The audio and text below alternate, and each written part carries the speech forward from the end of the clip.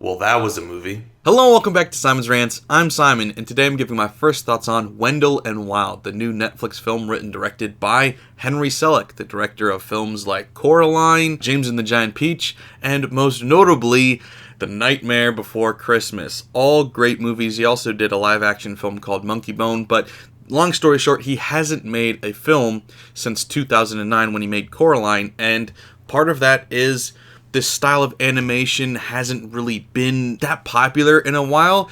I mean, Coraline and then probably The Corpse Bride were the last two major films like that, people were lining up to go to see in theaters. It hasn't really been a thing in a while, but also specifically Henry Selick has had a hard time garnering a name for himself in Hollywood because everybody always thinks everything he made was by Tim Burton. Or in this case, people are actually, ironically, not giving Tim Burton or him the credit. They're giving it to Jordan Peele because he produced and co-wrote this movie. He's also starring in it, but this is through and through a Henry Selick film. There are parts of it that do feel Jordan Peele-esque, but it's a Henry Selick film. Let's give him some goddamn credit already. So, in case you don't know what this movie is, it follows this young girl who has two personal demons, Wendell and Wild. They take her in and try to use her so that they can build their fair up in the living world. Meanwhile, she's trying to stop Clax Corp, which is this corporation trying to build a private prison.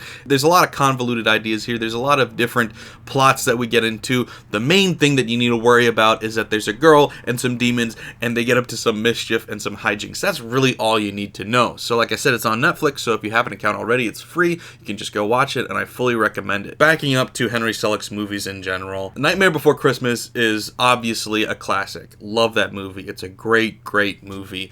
Very dark, very creepy for a kid's movie, but still very imaginative and just a lot of fun to watch. Coraline, same thing. To me, James and the Giant Peach actually might be my personal favorite of the three. I think objectively, Nightmare Before Christmas and probably Coraline are both better movies, but to me, James and the Giant Peach was the one I grew up on the most. Really love that movie. All three of them are very good, though.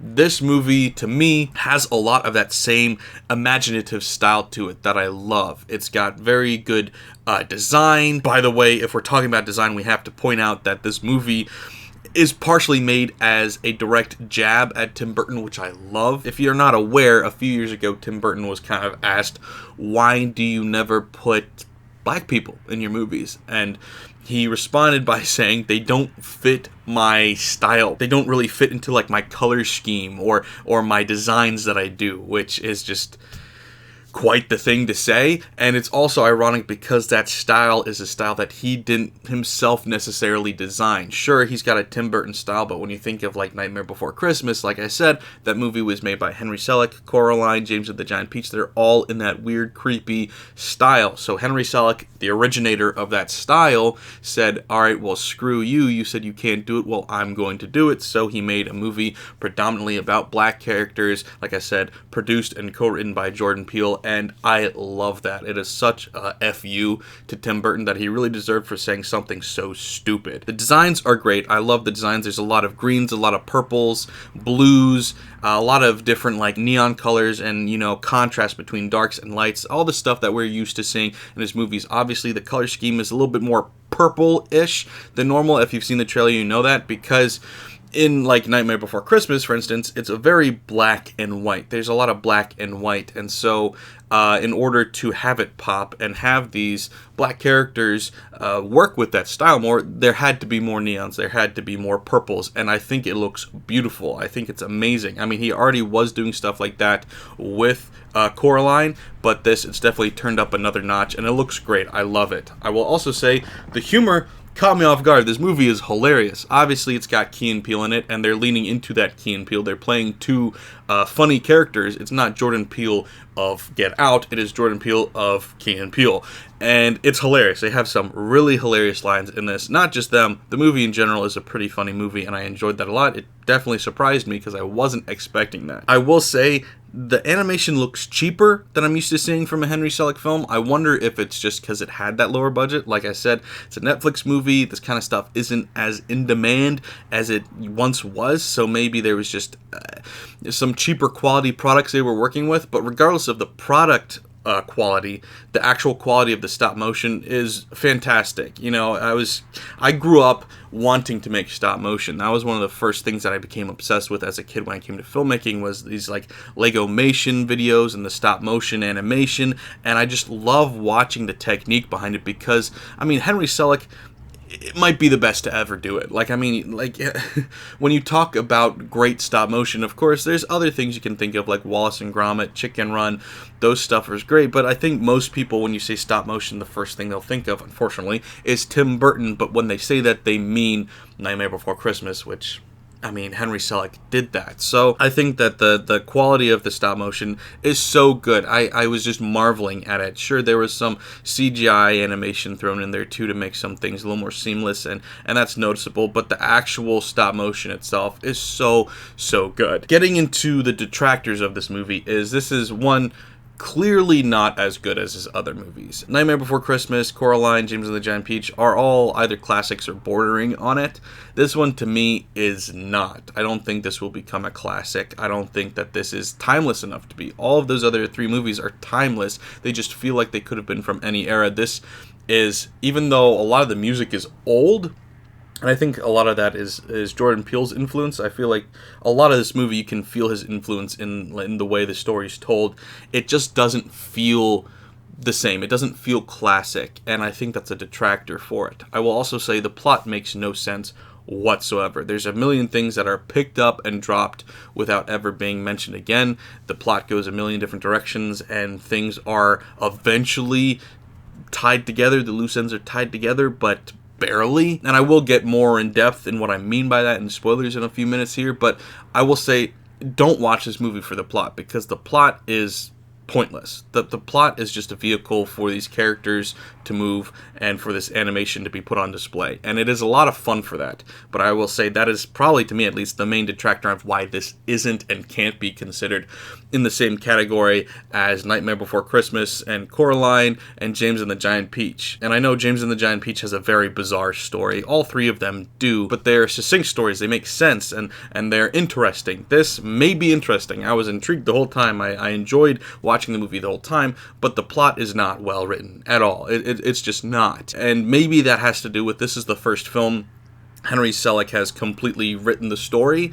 Like I said, Jordan Peele did help write, and so maybe it was partially his influence as well, but all of his other films, at least the other stop motion ones, I haven't seen Monkey Bone, but, you know, Nightmare Before Christmas was partially written by Tim Burton. Coraline was based on a Roald Dahl book. James and the Giant Peach was also Roald Dahl, but it's like, so they're adaptations. You're taking these stories and you're adapting them into feature-length movies, so you've got something to work up from. This was an original idea come up with by Henry Selick, and the writing quality is not as good. So maybe he's more of a director than he is a writer. Maybe he should stick to adapting other people's works, but regardless, the writing just isn't as good in this as it has been in his previous films. It also feels kiddier than his other movies, which I know all of his movies so far have been made for kids, but they're from that era of films, except Coraline. Coraline was much newer, but the first two at least are from the era of like pushing boundaries for kids movies and seeing how dark we can get and how demented we can make kids movies. And even though Coraline wasn't from that era, it felt like it was. This doesn't live up to that. Like, it's very obviously written for kids. Like, everything is very simple, it's very goofy, it's very kiddie. It feels like a plot that you would see not even on like Nickelodeon or Cartoon Network, but from some like local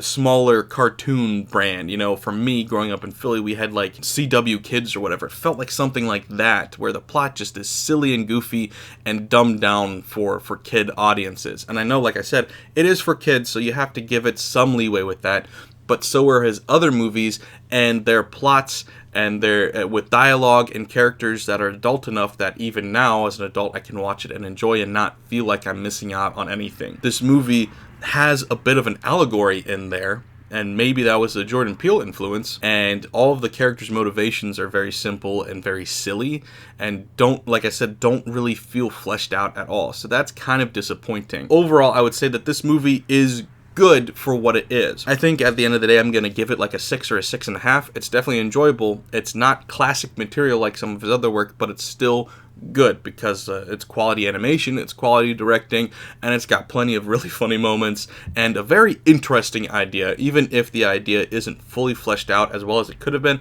it's still a very interesting idea. I think maybe they just tried to fit in a little too much that they couldn't really get it all in. But anyway, that's what I had to think without spoilers. I'm going to get into spoilers now for a little bit. It won't be too long, but if you don't want anything spoiled, you should go watch it. It's on Netflix for free, so go watch it. Come back and we can talk about it then. So, spoilers.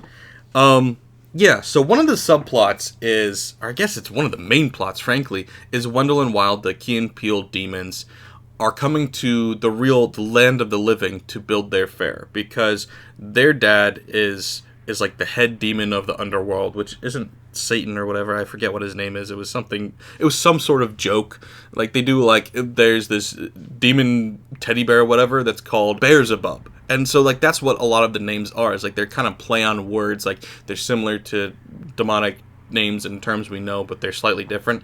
And I think that's what his name was too. I kind of forget what it is right now though. But anyway, so they're running away from him, and he is in his land of the dead or whatever, where everybody that dies and goes to this version of hell or whatever it's supposed to be, they're trapped in this like hellish fair or whatever, where, you know, they're these ghosts that are stuck on Ferris wheels and stuff, and it's very tormenting, I guess. So what they want to do is they want to make their own fair, which is actually nice. It's not demonic, it's a happy fair.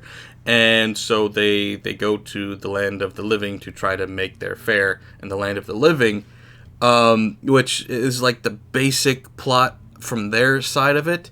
But then at the end, they throw in this like whole random, like, it reminded me of Lego Batman when they tried to shoehorn this whole family message in at the end that just didn't feel right. It fell out of place, and that's what they did here, where, like, so he finds out that they snuck out, which, by the way, they did that thing where they, like, make fake versions of themselves so that when somebody comes to find them, they'll see the fake versions, but that doesn't come into play at all. A lot of things that get introduced don't matter at all. So they live in his nose for whatever reason, so they made booger versions of themselves, and all he does is snort them out of his nose and go, "You look gross. Oh, that's not really you." And then he goes to the land of the living.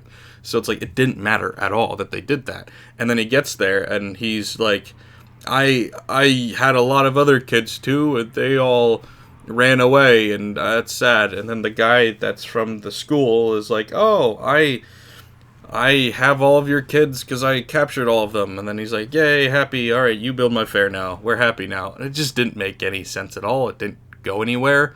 Also, they end up making a deal with the main character girl that they're going to bring her parents back to life. And so what they do is that they discover by accident that their dad's hair cream brings people back to life. And I get, like, that's a joke because it's like hair cream brings your hair back to life, but it was so random and so silly that, like, okay, I get that that's, like, a funny, this throwaway thing, but, like, that's what I'm talking about, where it's, like, it's very kiddie. Like, it doesn't make any sense, and that's fine, I guess, because it's just silly and fun, but it's, like, that kind of lowers the quality, it feels like, to me, at least. Speaking of things that don't quite make sense either, by the way, the main character girl's parents die at the beginning of the movie. She then gets in, like, some sort of, like, delinquent situation where she, like, commits crimes or whatever and gets put in, like, this corrective school, but then she gets taken out of it and she gets put into this girls' Catholic school. And they specifically say that. I had to rewind at the end and I checked, and they do say it's a girls' school. She meets this character who's this very, like, tomboyish character, it seems like, named Raul. And then as the movie goes on, they become friends. Like, she's the only one she connects with. And every time a new character gets introduced, they're like, "Oh, who's he? What is he doing? Oh, him?" And you're like, at the first couple times I'm laughing, like, "Oh, okay, that's the joke. Everybody thinks that she's a dude." But then it kept happening, and there were no punchlines here. So I looked it up, and it's played by a guy, it looked like. And I'm like, but it's an all-girls school.